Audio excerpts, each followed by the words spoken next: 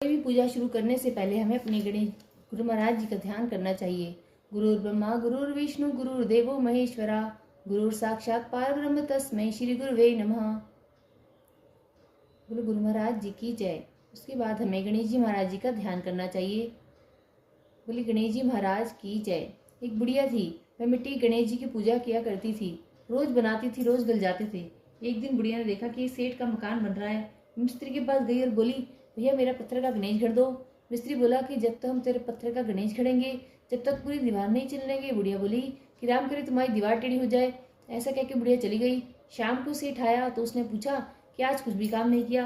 तो मिस्त्री बोला कि एक बुढ़िया आई थी, कह रही थी मेरा पत्थर का गणेश गढ़ दो। हमने नहीं गढ़ा तो कह गई तुम्हारी दीवार टेढ़ी हो जाए। तब से दीवार टेढ़ी हो जाती है, ढानी पड़ती है। सेठ ने बुढ़िया को बुलवाया और कहा कि हम तुम्हारे सोने के गणेश जी गढ़वा देंगे, तुम्हारी दीवार सीधी करा दो। सेठ ने बुढ़िया को सोने के गणेश जी गढ़वा दिए। उसकी दीवार सीधी हो गई। जैसे सेठ के बेड़े काम सीधे करे ऐसे हम सबके करना। कहते सुनते हुंकारा भरने वालों के करना। बोलो गणेश जी महाराज की जय।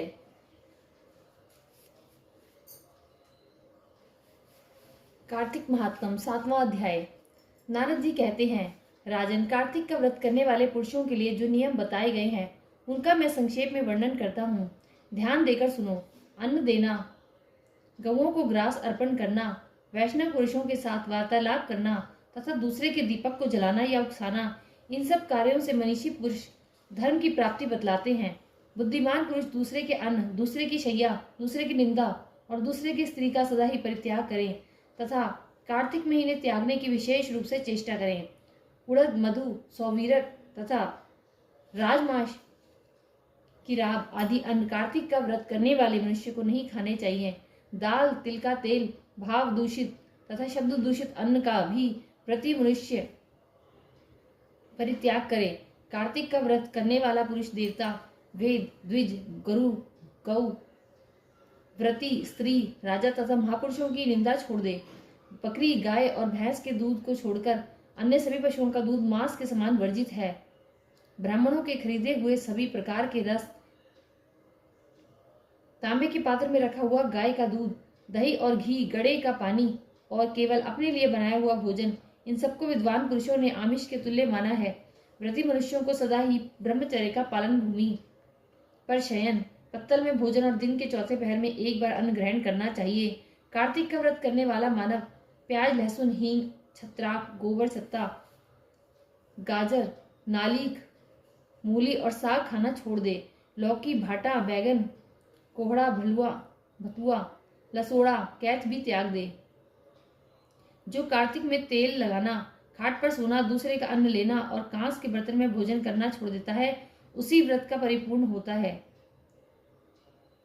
गृहस्थ पुरुष रविवार के दिन सदा ही आंवले के फल का त्याग करें। इस पृथ्वी पर भोग और मोक्ष का प्रदान करने वाले जितने भी क्षेत्र हैं वे सभी कार्तिक का व्रत करने वाले पुरुष के शरीर में निवास करते हैं। मन, वाणी, शरीर और क्रिया द्वारा होने वाला जो कुछ भी दुष्कर्म या दुष्स्वप्न होता है वह कार्तिक व्रत में लगे हुए पुरुष को देखकर तत्काल नष्ट हो जाता है। इंद्र आदि देवता भगवान विष्णु की आज्ञा से प्रेरित होकर कार्तिक का व्रत करने वाले पुरुष की निरंतर रक्षा करते रहते हैं। ठीक उसी तरह जैसे सेवक राजा की रक्षा करते हैं।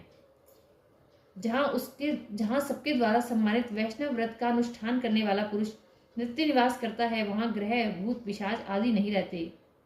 कार्तिक महात्म 7वां अध्याय समाप्त। सोमवार की कथा।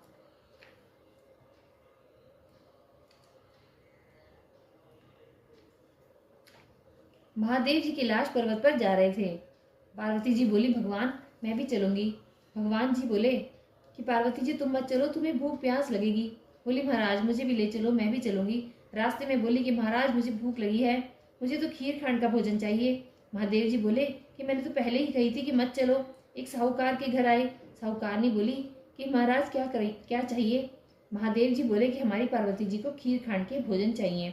वो बोली, मोड़ा मोड़नी ने खीर खांड के भोजन चाहिए थे तो घर में क्यों न रहे। आगे चल दिए। एक बुढ़िया मिली, बोली, आओ महाराज बैठो। महादेव जी बोले कि पार्वती जी ने खीर खांड के भोजन चाहिए। बुढ़िया लोटा लेके चल दी। महादेव जी बोले कि बुढ़िया कहाँ चली। मैं बोली कि दूध चावल खांड लेने जाऊँ हूँ। महादेव जी बोले कि घर में देखे तो दूध के टोकने भरे हैं, चावल की परात भरी है, खांड की बोरी धरी है, टोकना भर के खीर बना ली। महादेव पार्वती जिमा दिए। बुढ़िया बोली कि अब इसका मैं क्या करूं, मेरे तो कोई भी नहीं है। महादेव जी बोले कि आंख मीच ली, आंख खोल के देखा तो खूब परिवार हो रहा है। अब बोले कि महाराज कहाँ रखूं। महादेव ने झोपड़ी की लात मारी, महल हो गया। अब खीर कटोरे भर भर के बांटने लगी। साहूकारनी आई, बोली तेरे खीर कहाँ से आई। बोली हमारे महादेव पार्वती जी आए थे। साहूकारनी बोली कि मेरा धन तो तेरे गिर गए, मुझे तो कुछ भी न रहा। अब वो भागी चली गई, मुड़ा मोड़नी ठहरी है। बोली मेरा धन उसको क्यों दे दिया। महादेव जी बोले कि तेरे ना करी तेरे ना हो गया, उसने हाँ करी उसके हाँ हो गया। मैंने तो ना उठाया ना डाला, पकड़ के खड़ी हो गई। महाराज जी कुछ दो, तेरी तेलड़ी में तेल रहेगा, घीलड़ी में घी रहेगा। काम तेरा रुके ना, धन तेरा जुड़े ना। जैसी बुढ़िया ने आई है सब किसी ने आई हो, कहते सुनते हुंकारा भरने वालों की आई हो। बोलो शंकर पार्वती महाराज की जय।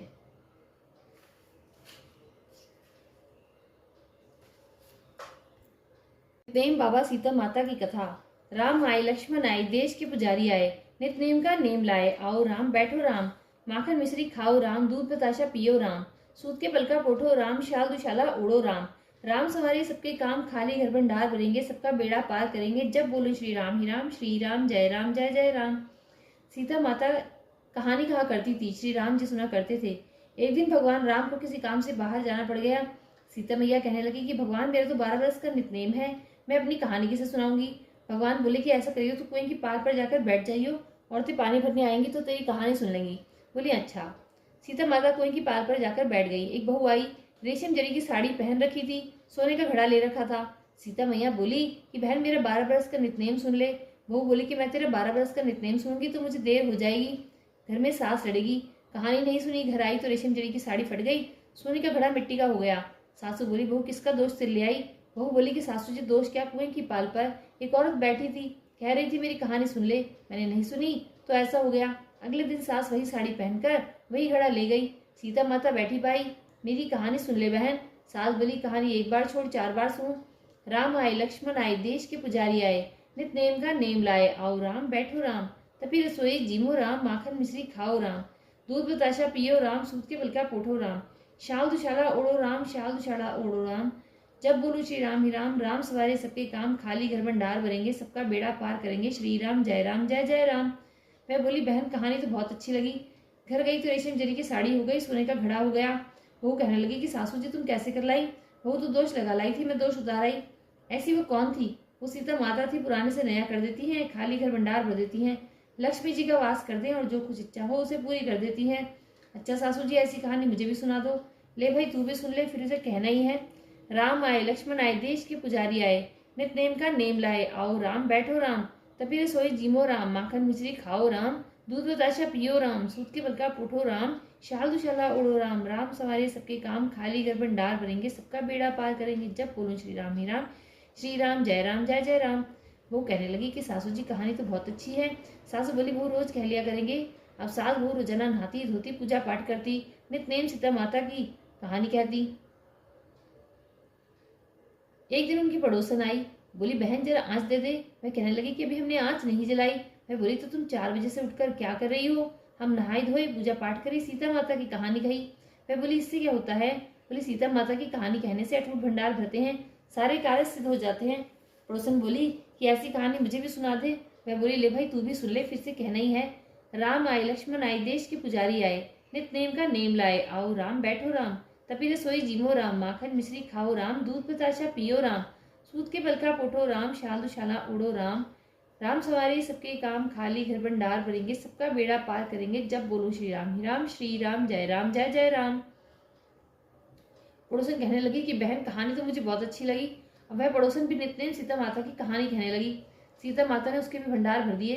हे मेरी सीता माता, उन सबके भंडार जैसे भरे ऐसे मेरे भरियो। लक्ष्मी का वास हो, अन्नपूर्णा का वास हो। बोलो सीता मैया की जय, श्री रामचंद्र जी की जय, कार्तिक के ठाकुर की जय, तुलसी मैया की जय। पतवारी की कथा। एक बुढ़िया थी, उसने अपनी बहू से कहा कि तू दूध दही बेच के आ। वह बेचने गई तो रास्ते में औरतें पीपल पतवारी सींच रही थी। उनको सींचता देखकर बहू ने पूछा कि तुम ये क्या कर रही हो। औरतें बोली कि हम पीपल पतवारी सींच रही हैं, इससे अन्न और धन होता है, 12 वर्ष का बिछड़ा हुआ पति मिल जाता है। बहू बोली ऐसी बात है तो तुम पानी से सींचती हो तो मैं दूध से सींचूंगी। गुजरी बहू रोजाना दूध दही बेचने नहीं जाती, रोजाना दूध तो पीपल में और दही पतवारी में सींच देती। सास दूध दही का दाम मांगती तो कह देती कि महीना पूरा हो जाने पर दूंगी। कार्तिक का महीना पूरा हो गया। पूनम के दिन बहू पीपल पथारी के पास जाकर बैठ गई। पथारी ने पूछा कि तू मेरे पास क्यों बैठ गई? बहू बोली कि सास दूध दही का दाम मांगेगी। पीपल पथारी बोली कि मेरे पास क्या दाम रखा है, ये भरा डीला पान पुतुरा है, इसको ले जा। बहू ने वही ले जाकर कोठरी में रख दिया और डर के मारे कपड़ा उड़कर सो गई। सास बोली कि बहू पैसे ला। बहू बोली कोठरी में रखा है। सास ने कोठरी खोल के देखी तो हीरा मोती जगमगा रहे हैं। सासू बोली बहू इतना धन कहाँ से लाई? बहू आकर देखे तो सच्ची में ही धन भरा हुआ है। बहू ने सास को सारी बात बता दी। सास ने कहा कि अब की कार्तिक मैं भी पथवारी सींचूंगी। कार्तिक आया, सास दूध दही तो बेचाती, हांडी धोकर पीपल पथारी में चढ़ा देती। आकर बहू से कहती कि तू मेरे से दाम मांग। वह कहती थी कि सासू जी, कोई बहू भी दाम मांगती है, पर सासू कहती कि तू मांग। बहू बोली सासू जी पैसे लाओ। वह पीपल पथवारी के पास जाकर बैठ गई। पीपल पथवारी ने सास को पान पुतुरा भरा डीना दे दिया। उसने ले जाकर कोठरी में रख दिया। बहू ने कोठरी खोलकर देखा तो उसमें कीड़े मकोड़े बिलबिला रहे हैं। बहू ने कहा कि सासू जी यह क्या? सास ने आकर देखा तो बोलने लगी कि पीपल पथारी तो बड़ी दोगली पटपीटन है, इसको तो धन दिया, मुझको कीड़ा मकोड़ा दिया। तब सब कोई बोलने लगे कि बहू तो सबकी भूखी सींचे थी, तुम धन की भूखी। हे पथवारी माता, जैसा बहू को दिया ऐसा सब किसी को दियो, जैसा सास को दिया ऐसा किसी को नहीं दियो। बोलो कार्तिक के ठाकुर की जय, तुलसी मैया की जय। तुलसा जी की कथा। कार्तिक के महीने में सब कोई तुलसा माता को सींचने जाती। सब कोई तो सींच के आ जाती, पर एक बुढ़िया माई आती और तुलसा माता से रोजाना कहती कि तुलसी माता सबकी दाता, मैं बिरला सींचू तेरा, तू कर निस्तारा मेरा। तुलसा माता अडुआ दे, लडुआ दे, पीताम्बर की धोती दे, मीठा मीठा घास दे, वैकुंठ का वास दे, चटके की चाल दे, पटके की मौत दे, चंदन का काट दे, झालर की झिंकार दे, साई का राज दे, दाल भात का जीवन दे, 11 का दिन दे, कृष्ण का कांधा दे। इतनी बात सुनकर तुलसी माता सूखने लगी। भगवान ने पूछा कि तुम्हारे पास तो इतनी औरतें आती हैं, तुम्हें जिमावे गावे तो भी तुम कैसे सूखने लगी? तुलसी माता ने कहा कि एक बुढ़िया माई आती है जो रोजाना इतनी बात कह कर जाती है। मैं और तो सब कुछ दे दूंगी, पर आप श्री कृष्ण जी का कांधा कहाँ से दूंगी? थोड़े दिन बाद बुढ़िया माई मर गई। सब कोई उसको उठाने लगे, पर वह इतनी भारी हो गई कि किसी से उठे ही नहीं। सब कोई कहने लगे कि पाप घाट की माला फेरती थी जिससे इतनी भारी हो गई। भगवान बूढ़े ब्राह्मण का रूप धारण करके आए। सबसे पूछने लगे कि इतनी भीड़ क्यों हो रही है? सब बोले कि बुढ़िया मर गई है, पाप नहीं थी इसलिए किसी से नहीं उठती। तब भगवान बोले कि इसके कान में मुझे एक बात कहने दो तो ये उठ जाएगी। सबने कहा कि तू भी मन की निकाल ले। भगवान ने जाकर उसके कान में कहा कि बुढ़िया माई तू बिरला सींचे मेरा, मैं करूँ निस्तारा तेरा। बुढ़िया माई अडुआ ले, गडुआ ले, पीताम्बर की धोती ले, मीठा मीठा घास ले, बैकुंठ का वास ले, चटके की चाल ले, पटके की मौत ले, चंदन का काट ले, झाल के झिंकार ले, साई का राज ले, दाल भात का जीवन ले, 11 का दिन ले, कृष्ण का कांधा ले। इतनी बात सुनते ही बुढ़िया माई हल्की हो गई। भगवान कंधे पर ले गए, उसकी मुक्ति हो गई। हे मेरी तुलसी मैया, जैसे उसकी मुक्ति करी ऐसे हमारी करियो, जैसे उसको कांधा दिया ऐसे हमको भी दियो। बोलो तुलसी मैया की जय, कार्तिक के ठाकुर की जय।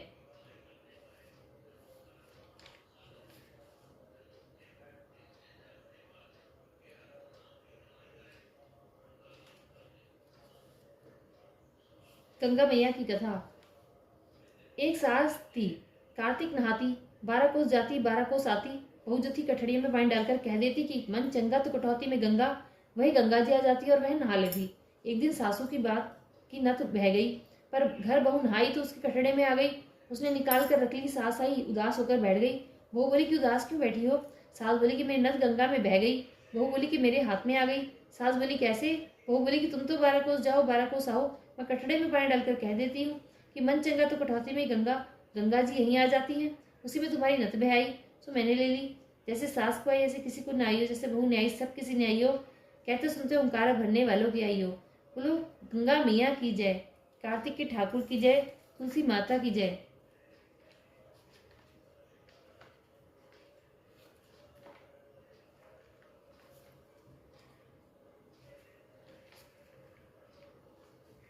तारा भोजन की कथा।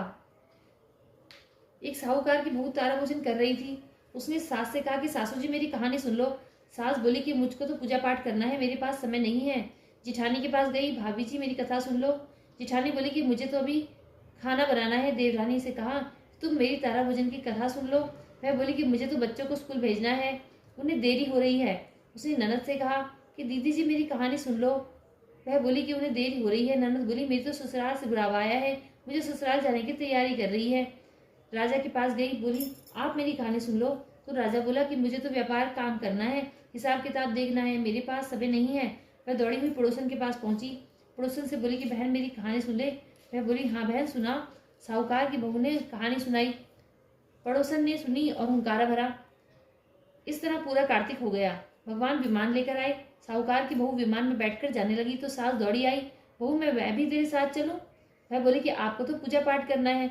जिठानी कहने लगी, मुझे ले चलो। वह बोली, ना जी, आपको तो खाना वगैरह बनाना है। देवरानी आई तो बोली कि मैं भी चलूं। वह बोली कि तुमको तो बच्चों को तैयार करके स्कूल भेजना है, तुम कैसे चलोगी? ननद आई, बोली भाभी जी मुझको ले चलो। उसने कहा कि नहीं दीदी, आपको तो ससुराल जाने की तैयारी करनी है। दौड़े दौड़े राजा आए, बोले मेरे को ले चलो। मैं बोली, नहीं जी, आपको तो हिसाब किताब कारोबार संभालना है, तुम कैसे चलोगे? पड़ोसन भी आई, बोली बहन मैं चलूं? मैं बोली, हाँ बहन तू चल, तूने पूरी कार्तिक मेरी कहानी सुनी है। दोनों विमान में बैठकर स्वर्ग में जाने लगी। रास्ते में बहू को विमान हो गया। वह सोचने लगी कि मैंने तो कहानी कही, व्रत किया, मुझे स्वर्ग का वास मिला, और पड़ोसन ने ना व्रत किया, केवल कहानी सुनी, मेरे कारण इसे भी स्वर्ग मिला। भगवान ने वहीं उसे विमान से नीचे फेंक दिया।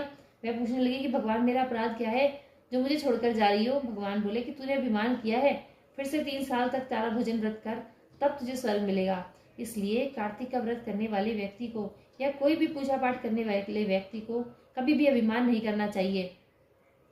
बोलिए कार्तिक के ठाकुर की जय, तुलसी माता की जय। लपसी तपसी की कथा। एक लपसी था, एक तपसी था। तपसी तो भगवान की तपस्या करता। लपसी रोजाना 1.25 सेर का हलवा बनाकर भगवान को भोग लगाकर टाली हिलाकर जीव लेता। एक दिन दोनों में झगड़ा हो गया। लपसी बोला मैं बड़ा, तपसी बोला मैं बड़ा, क्योंकि मैं भगवान की तपस्या करता हूँ। नारद जी बोले कि तुम्हारा फैसला मैं करूंगा। नारद दूसरे दिन तपसी नहाकर आने लगा तो नारद जी ने 1.25 करोड़ की मुद्रा तपसी के आगे गिरा दिया। उसने आंख खोलकर देखा तो मुद्रा पड़ा है। उसने उठाकर पैर के नीचे दबा लिया और तपस्या करने लगा। उधर लपसी ने 1.25 सेर का हलवा बनाकर भगवान को भोग लगाकर टाली हिलाकर जीव लिया। इतने में नारद जी आए, दोनों को अपने पास बिठाया। दोनों पूछने लगे कि कौन बड़ा है। नारद जी ने तपसी से कहा कि अपना पाँव हटा। पाँव हटाते ही मुद्रा निकला। तब नारद जी बोले कि मुद्रा चुराने से तेरी तपस्या भंग हो गई, इसलिए लपसी बड़ा है। तपसी कहने लगा कि मुझे मेरी तपस्या का फल कैसे मिलेगा? नारद जी बोले कि तेरी तपस्या का फल कार्तिक नहाने वाली देंगी। सब कहानी कहकर तेरी कहानी नहीं कहेंगी तो कार्तिक का फल तुझे हो जाएगा। धोती देकर अंगोछा नहीं देवे, सीधा देकर दक्षिणा नहीं देवे, ब्राह्मण जिमाकर दक्षिणा नहीं देवे, दीवा चास के हाथ न जोड़े तो तेरा पुण्य, कपड़ा देके बटन न लगाए, दाहिने हाथ का नाड़ा बांधे तो सबका फल तुम्हें हो जाएगा। इतना कहकर नारद जी चले गए। बोलो कार्तिक के ठाकुर की जय, तुलसी माता की जय।